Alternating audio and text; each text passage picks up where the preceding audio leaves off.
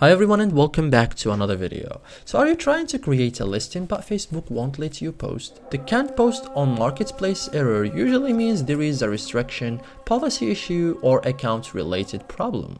In this guide I will show you step by step how to fix can't post on marketplace on Facebook Marketplace in 2026 cleanly, correctly and like a pro. So first thing first, why you can't post? So common reasons include marketplace policy violation, previous listing rejected multiple times, suspicious account activity, too many duplicate listings, payments or shipping issue, or account too new. Okay, so posting access demands on account health.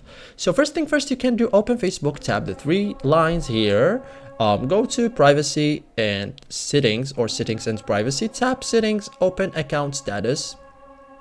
Okay, and then look under marketplace section, review any active restrictions. So this tells you the reason or the real reason. Okay, tap the restriction notice, read the explanation carefully, policy violation, suspicious behavior or spam detection. Understanding the reason determines the fix. Okay, so tap request review, submit calm explanation, be honest, keep it short, stay professional. Not all cases allow review. Okay, so if problem is content related, remove prohibited items, avoid restricted keywords, choose correct category, avoid duplicate posts.